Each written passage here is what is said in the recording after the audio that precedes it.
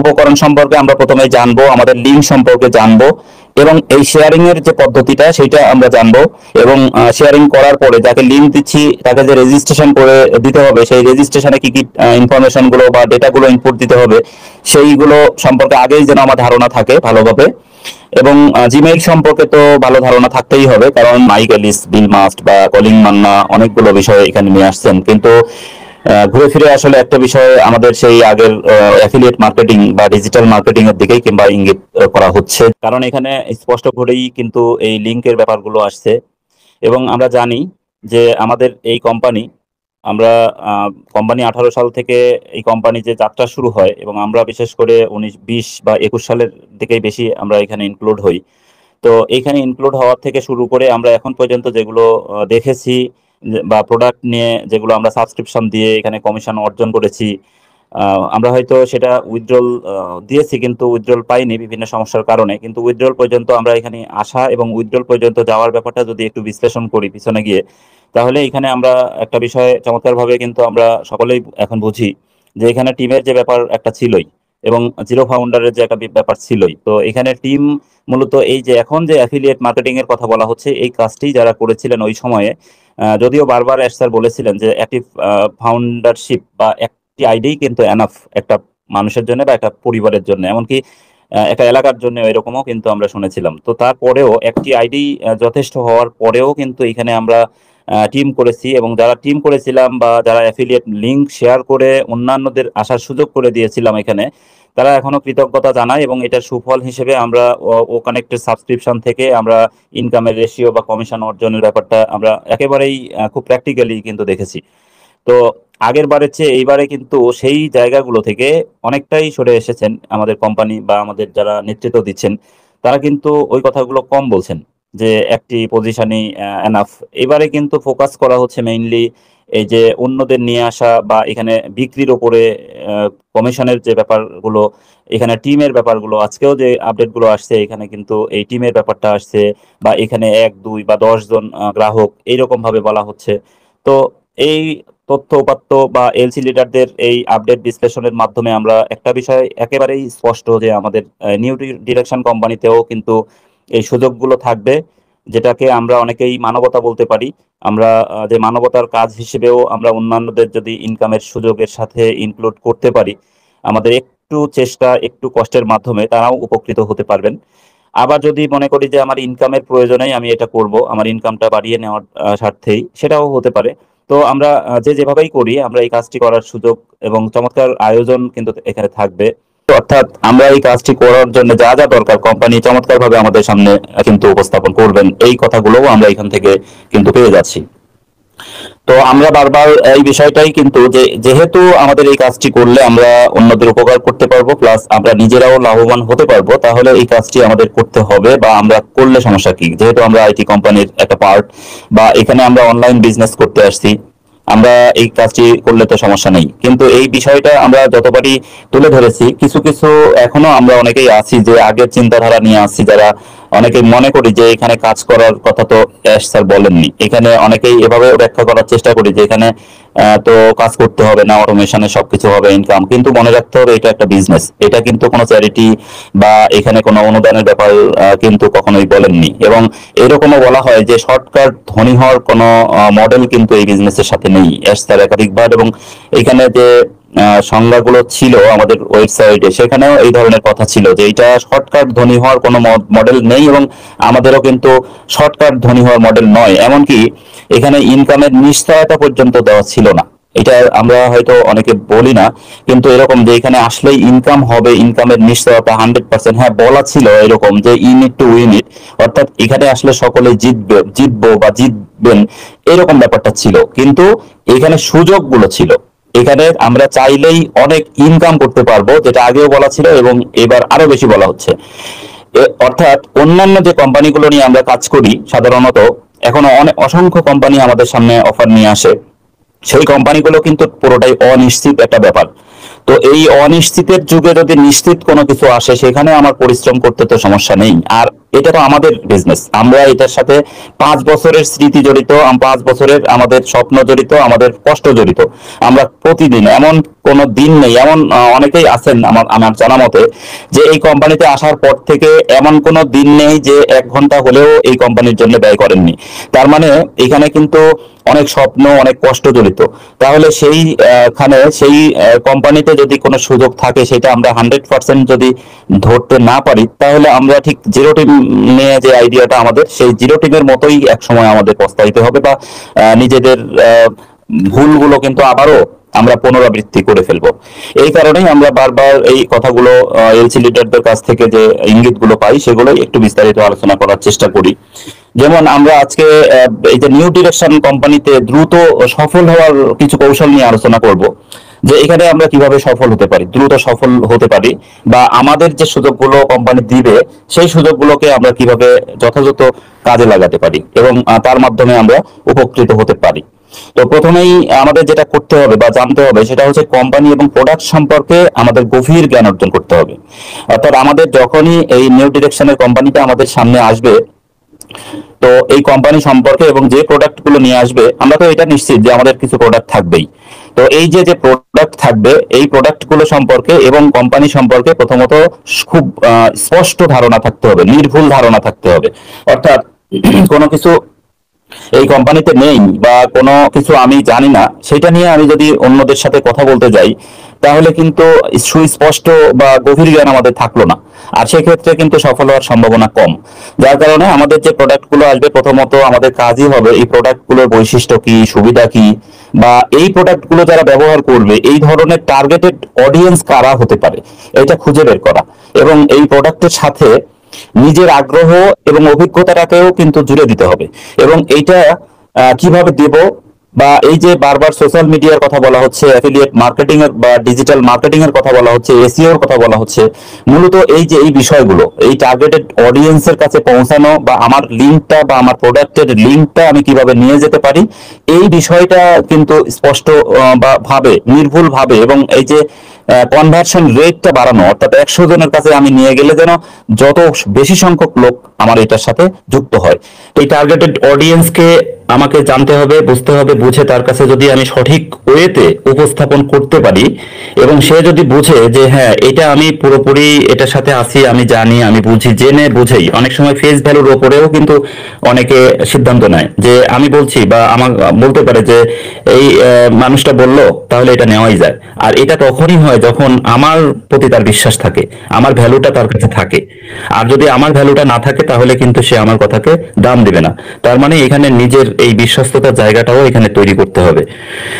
এরপরে এই যে সঠিক, আমি যে এটা পৌঁছাবো তার কাছে, এর জন্য সঠিক মার্কেটিং প্ল্যাটফর্মটাও বেছে নিতে হবে। এখন আমি আমার আমার যে টার্গেটেড অডিয়েন্স, এটা কোথায় থাকে সেটা জানতে হবে, বা তার কাছে সে কোন ধরনের কতটুকু জ্ঞান রাখে কম্পিউটার রিলেটেড অথবা মোবাইল সম্পর্কে। একজনের স্মার্টফোনই নেই, আমি যদি তাকে অফার করি, সে স্বভাবতই সহজে বুঝবে না। যার কারণে আমার ওই জায়গাগুলোতেই খুঁজতে হবে, বা ওই জায়গাগুলোতে যেতে হবে যে মিনিমাম এই সম্পর্কে ধারণাটা আছে। আমি যদি সোশ্যাল মিডিয়ায় কাউকে এটার দাওয়াত দিতে চাই বা আমার লিঙ্কটা দিতে চাই, তাহলে এটা জানতে হবে যে সে আসলেও ফেসবুক ব্যবহার করে কিনা, ইনস্টাগ্রাম বা ইউটিউবের সাথে আছে কিনা। যদিও এখন অধিকাংশই আছে, তারপরেও অনেকেই আছে যে ফেসবুকে আসলে শুধু স্ক্রলিং করে বিভিন্ন কিছু দেখা ছাড়া অন্য কিছু খুব কমই করে। তো এটা খুঁজে বের করতে হবে যারা একটু এক্সপার্ট। এটা যদি আমরা খুঁজে বের করতে পারি, এবং অনেকে আছে যে ইমেইল খুব ভালো বুঝে, তাকে আমি ইমেইলে দিতে পারি। যারা ফেসবুক নিয়ে খুব বেশি অ্যাক্টিভ, তাদের ফেসবুকে বা মেসেঞ্জারে দিতে পারি। যারা ইনস্টাগ্রাম পছন্দ করে, অনেকে ফেসবুকে থাকে না, ইনস্টাগ্রামে থাকে, ইনস্টাগ্রামেও আমি দিতে পারি।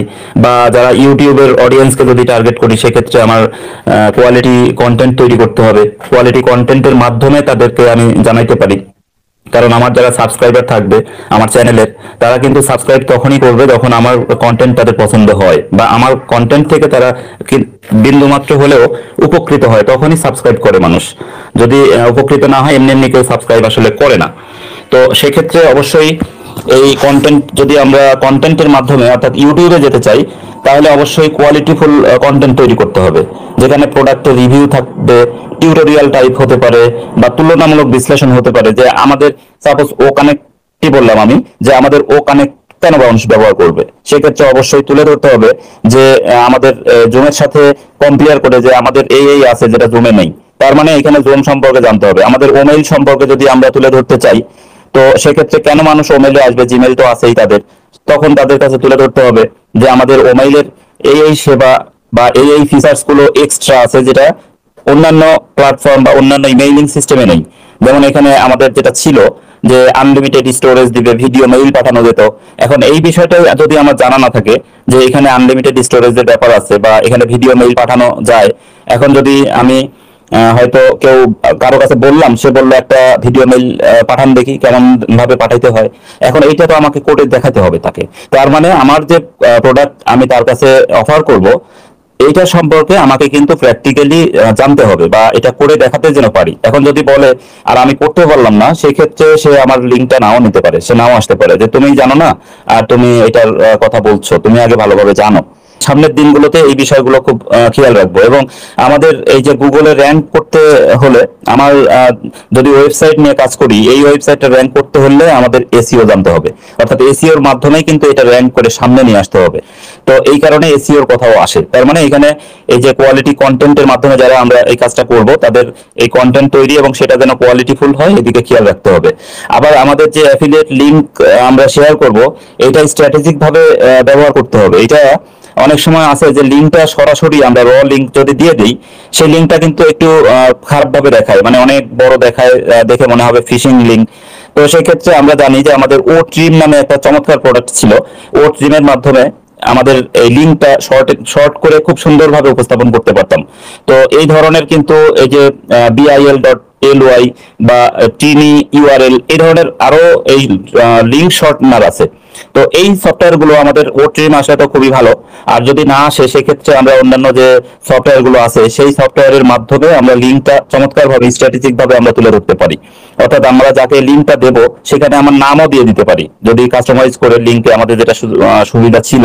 তো লিঙ্কের সাথে যখন দেখবে যে নামও আছে, তখন কিন্তু তার এমনিতেই তার বিশ্বাসটা বাড়বে বা তার আগ্রহটা বাড়বে যে এটা আসলে স্ক্যাম না বা এটা কোনো ফিশিং লিঙ্ক না, যেহেতু এটা নাম দেওয়া আছে বা এটা একটা বিশ্বাস করা যেতেই পারে। তো এই ধরনের এখানে টেকনিকও কিন্তু অ্যাপ্লাই করা যেতে পারে। আর বিশ্বাসের যে ব্যাপারটা বলছিলাম, যে অডিয়েন্সের সাথে নিজের বিশ্বাসটা কিন্তু অবশ্যই গড়ে তুলতে হবে।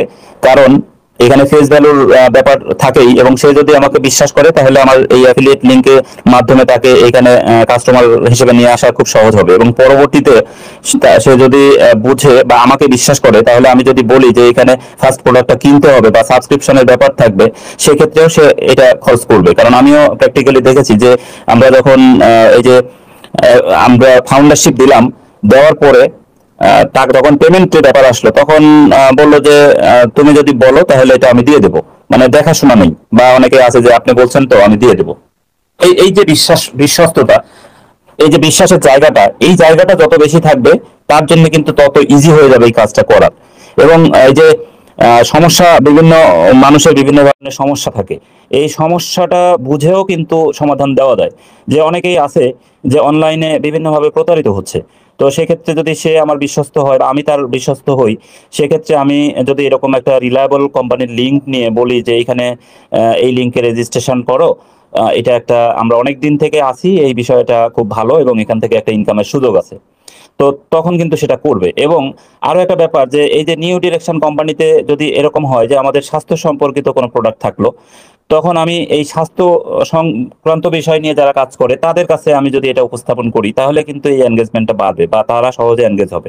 এই বিষয়টা বুঝতে হবে যে আসলে কার কোনটা পছন্দ বা কার জন্য কোনটা প্রযোজ্য। এই বিষয়গুলো মাথায় রেখেও কিন্তু আমরা এই টার্গেটেড অডিয়েন্সের কাছে যেতে পারি। বা এই যে বিভিন্ন সময় আমরা সোশ্যাল মিডিয়ায় যে কোনো পোস্ট করি, এখানে অনেকে আছে যে পোস্ট করি, পরে যদি কোনো প্রশ্ন করে কেউ, সেই প্রশ্নের উত্তর আর পাওয়া যায় না। তো এরকম হলেও হবে না। কোনো পোস্ট করলে হয়তো আমরা একটা ভালো পোস্ট করলাম, যেখানে আমাদের লিঙ্ক থাকলো, কেউ আগ্রহ দেখালো, আমাদের কোনো প্রশ্ন করলে এটা তাৎক্ষণিক উত্তর দিতে হবে। অর্থাৎ ইন্টারাক্ট থাকতে হবে, এখানে এখানে অ্যাক্টিভ থাকতে হবে, যেন কারো কোনো জিজ্ঞাসা থাকলে সেটা খুব সহজে উত্তর পায়, তাহলেও কিন্তু আমরা সহজে নিয়ে আসতে পারবো। এখানে পারফরমেন্স চেক করার যে ব্যাপারটা আছে, যে আমরা বিভিন্ন যে কন্টেন্টের কথা বললাম, তো এই যে কন্টেন্টগুলো আসলে কোন কন্টেন্টটা ভালো কাজ করছে বা কোন প্ল্যাটফর্ম থেকে আমি বেশি গ্রাহক পাচ্ছি, এই বিষয়টাও আমাদের ট্র্যাকিং করতে হবে, বুঝতে হবে। আমার যদি ইনস্টাগ্রাম থেকে বেশি আসে তাহলে ইনস্টাগ্রামে বেশি অ্যাক্টিভ থাকতে হবে, অথবা একটা কন্টেন্টে খুব বেশি মানুষ সাড়া দিচ্ছে, সেই কন্টেন্টের মতো কন্টেন্ট তৈরি করতে হবে। এবং কোনো কন্টেন্টে যদি সাড়াটা কম থাকে তাহলে বুঝতে হবে যে এই কন্টেন্ট দিয়ে আমার হবে না, সেক্ষেত্রে যেটা বেশি সাড়া দিচ্ছে সেদিকে খেয়াল রাখতে হবে। এবং এখানে অ্যাফিলিয়েটেড ড্যাশবোর্ড ব্যবহার করতে হবে, যেখান থেকে আমি প্রতিনিয়ত এই ডেটাগুলো পেতে পারি, বা এখান থেকে আমি আপডেট তথ্যগুলো পেতে পারি। এটা হচ্ছে আমরা যদি অনলাইনে বা এই যে সোশ্যাল মিডিয়ার মাধ্যমে এই কাজগুলো করি অথবা ওয়েবসাইটের মাধ্যমে করি, তখন এটা আমাদের খুব বেশি খেয়াল রাখতে হবে। এবং এটাকে এবি টেস্টিংও বলে, যে আমার আসলে কোন পদ্ধতিটা বেশি কাজ করছে সেই পদ্ধতির দিকেই আমাদের ফোকাস করতে হবে। এটা আমাদের খেয়াল রাখতে হবে। এছাড়া আমরা খুবই একটা ইম্পর্টেন্ট বিষয় আছে আমাদের, যে আমরা দেখেছি যে আমাদের কোম্পানি প্রমোশনাল উপকরণগুলো সাপ্লাই দিত বা আমাদের ছিল। যেমন আমাদের প্রত্যেকটা প্রোডাক্টের ভিডিও ছিল এখানে, এই ভিডিও এমনকি টিউটোরিয়াল হতে পারে, এখানে প্রেজেন্টেশন হতে পারে। তো এই ধরনের কোম্পানির পক্ষ থেকে যেগুলো প্রোভাইড করা হয়, এই ভিডিওগুলো আমরা কিন্তু তাদের কাছে দিতে পারি। আমাদের এই যে যে কন্টেন্ট, এই কন্টেন্টের সাথে দিতে পারি, অথবা কেউ আমার সাথে মেসেঞ্জারে আসলো বা আমার সাথে চ্যাটিংয়ে আসলো, তাকে যদি আমি এইটার কোম্পানির যে প্রমোশনাল উপকরণ হিসেবে তার কাছে আমি দিতে পারি, তাহলে তার বিশ্বস্ততা আরো বাড়বে। তো সর্বোপরি এখানে ধৈর্য ধরে যদি আমরা থাকি, কাজ করি, আমাদের আসলে শুরুতেই কিন্তু অ্যাফিলিয়েট মার্কেটিং এ একেবারে সফলতা আসে না। এখানে একটু ধৈর্য থাকতে হবে, নিয়মিত কাজ করতে হবে। এখানে যদি ধৈর্য থাকে এবং নিয়মিত লেগে থাকা যায়, তাহলে কিন্তু একসময় সফলতা আসেই। এই কারণে শুরুতেই হয়তো আমি 5 জনের কাছে গেলাম, 5 জনের মধ্যে 5 জনই বলল যে না, এইটা আমার সময় নেই বা এটা গুলো আমি বিশ্বাস করি না, তাহলেই যে আমি এখানে কুইট করব বা আমি আর চেষ্টা করব না, বিষয়টা এরকম না। এটা নিজেকে এটা এগিয়ে যেতে হবে মানুষের কাছে। ওই যে যদি এরকম হয় যে আমি 5 জনের কাছে গেলাম, 5 জনই আমাকে রিফিউজ করলো, বা তারা আমার প্রস্তাব বা আমার এই যে অফারটা নিল না, সেক্ষেত্রেও মন খারাপ করা যাবে না। তার মানে বুঝতে হবে যে আমার টার্গেটেড অডিয়েন্স আসলে ঠিক করতে পারিনি আমি, বা আমার সঠিক অডিয়েন্স আমি বাছাই করতে পারিনি। সেক্ষেত্রে স্ট্র্যাটেজি চেঞ্জ করতে হবে, এবং সেইভাবে আবার নতুনভাবে যেতে হবে। আমি যদি ঠিকঠাক মতো নিজের প্রস্তুতি নিয়ে বুঝে শুনে সঠিক জায়গায় উপস্থাপন করতে পারি, যেতে পারি, তাহলে কিন্তু আমি সেখানে যেতে পারবো। আর সেটা করতে হলে নিজেদের, এই যে বললাম যে কোম্পানি সম্পর্কে, কোম্পানি প্রোডাক্ট সম্পর্কে, এমনকি এখানে পেমেন্ট পলিসি সম্পর্কেও জানতে হবে। এখানে পেমেন্ট পলিসির ব্যাপার থাকে, কুকিজ থাকে, বা কুকিজ পলিসি যেটা, বা নিষিদ্ধ মার্কেটিং এর কিছু ব্যাপার থাকে, যে নিষিদ্ধ পদ্ধতিতে, মানে যেটা অ্যাকসেপ্টেড না এই সোশ্যাল মিডিয়ায়, সেই ধরনের কোনো কিছু এখানে করা যাবে না, বলা যাবে না। এমনকি এখানে এই যে আমাদের এনডিএর যে শর্তগুলো ছিল, এটা নিজেকে পড়তে হবে, জানতে হবে। রিফান্ড পলিসি সম্পর্কে, প্রত্যেকটা প্রোডাক্টের যে টার্মস অ্যান্ড কন্ডিশনস থাকে, এই বিষয়গুলো নিজেদের আগে কিন্তু জানতে হবে। তো এগুলো যদি আমরা জানতে পারি এবং সঠিক সময়ে, সঠিক জায়গায়, সঠিক অডিয়েন্সের কাছে আমরা উপস্থাপন করতে পারি, তাহলে কিন্তু প্রত্যেকেই, এই যে জিরো টিমের, এইটা আর সামনে শুনতে হবে না। তো এইটা যেন শুনতে না হয়, সেই চেষ্টাটাই মূলত এই ওয়ার্ল্ড পজিটিভ গ্রুপ করে যাচ্ছে। বিভিন্নভাবে এই গ্রুপের অ্যাডমিনরা বিভিন্নভাবে, এখানে যারা অডিয়েন্স আসেন, এই যে 1400-1500 মানুষ এখানে আসেন, তারা যদি আমাদের এখান থেকে উপকৃত নাই হয়, তাহলে কিন্তু এটা ব্যর্থ হয়ে গেলাম। যার কারণেই প্রতিনিয়ত চেষ্টা করা হচ্ছে, ভবিষ্যতেও করা হবে। তো দু একজন হয়তো পছন্দ করে না বা নেগেটিভ কথা বলতেই পারে, এইটা তো থাকবেই। 100% যে ভালো লাগবে আমাদের কথা, আমাদের অ্যাক্টিভিটিস বা ওয়ার্ল্ড পজিটিভকে পছন্দ করবে, এটা আশা করা যায় না। তো তারপরেও যারা এখানে কষ্ট করে এখানে থাকেন, শুনেন, সকলের প্রতি আমরা কৃতজ্ঞতা বা সারা জীবনই কৃতজ্ঞ থাকবো। এবং আপনাদের যদি কোনো উপকারে আসে আমাদের এই কথাগুলো, আপনারাও আশা করি যে আমাদের জন্য দোয়া করবেন, যেন আমরা এগিয়ে যেতে পারি। তো সর্বোপরি এই কাজগুলোর মাধ্যমে একটা নেটওয়ার্ক যেন সকলেরই তৈরি হয়, একটা কমিউনিটি যেন তৈরি হয়, সেই চেষ্টাই আমরা করে যাচ্ছি। এবং এই যে যার কথা বললাম, এটা যদি আমি সামারাইজ করি, সেক্ষেত্রে অবশ্যই আমাদের এই কোম্পানি যে প্রমোশনাল উপকরণগুলো দিবে, এই উপকরণ সম্পর্কে আমরা প্রথমে জানবো, আমাদের লিঙ্ক সম্পর্কে জানবো, এবং এই শেয়ারিং এর যে পদ্ধতিটা সেটা আমরা জানবো। এবং শেয়ারিং করার পরে যাকে লিঙ্ক দিচ্ছি তাকে যে রেজিস্ট্রেশন করে দিতে হবে, সেই রেজিস্ট্রেশনে কি কি ইনফরমেশন গুলো বা ডেটাগুলো ইনপুট দিতে হবে, সেইগুলো সম্পর্কে আগেই যেন আমার ধারণা থাকে ভালোভাবে। এবং জিমেইল সম্পর্কে তো ভালো ধারণা থাকতেই হবে, কারণ তার যদি জিমেইল না থাকে, অথবা প্রত্যেকের আমরা জানি যে স্মার্টফোন থাকলে তার একটা জিমেইল থাকেই। তো সেই জিমেলটা সে বলতে পারছেন না, এরকমও আমরা দেখেছি যে জিমেলটা আসলে জানে না, কিন্তু তার একটা জিমেল কিন্তু থাকে ওই ডিভাইসে। সেটা কিভাবে বের করতে হয় বা তার জিমেলটা কিভাবে আমি দেখে নিতে পারি, সে জানে না। ডিভাইসের মালিক, কিন্তু আমি সেখান থেকে ডিভাইস থেকে আমি জিমেলটা দেখে নিতে পারি বা তার মোবাইল নাম্বারটাও দেখে নিতে পারি সেখান থেকে। এইভাবে তাকে হেল্প করার মতো এই সক্ষমতা বা এইটুকু নলেজ কিন্তু আমাদের আগে থেকে থাকতে হবে। পাশাপাশি এখানে কোম্পানির ওভারঅল কোম্পানির সম্পর্কে নিউজ থাকতে হবে বা আপডেট সম্পর্কে যদি জানা থাকে তাহলে খুবই ভালো। তো আমি মনে করি যে এটা খুব জটিল কোনো বিষয় না, এটা অনেক কঠিন কিছুও না। এখানে এলসি লিডাররাও কিন্তু এটা বলছেন যে এটা কোনো রকেট সায়েন্স না, এরকম কথাও তারা কিন্তু বলেছেন। তো সত্যি তাই, এখানে জটিল কিছু নাই। যারাই আমরা একটু চেষ্টা করব তারা এটা কাজ করব, এবং আমরা চাই সর্বোপরি আন্তরিকভাবে মন থেকে চাই যে আমরা এই জিরো টিমের ব্যাপারটা সামনে যেন না শুনতে হয়, সেই আশাবাদ ব্যক্ত করে সকলকেই আমি অসংখ্য ধন্যবাদ জানাই যে আপনারা কষ্ট করে চমৎকারভাবে, কেউ ডিস্টার্ব করেননি, কেউ আনমিউট হননি স্বেচ্ছায়। তো খুব সুন্দরভাবে শুনলেন, এই জন্য আমি আবারও কৃতজ্ঞতা জানাই, এবং ওয়ার্ল্ড পজিটিভ গ্রুপের পক্ষ থেকে সকলকে আবারও ধন্যবাদ জানিয়ে আমি আজকের কথা শেষ করছি। ভালো থাকবেন সবাই। আসসালামু আলাইকুম ওয়া রাহমাতুল্লাহ।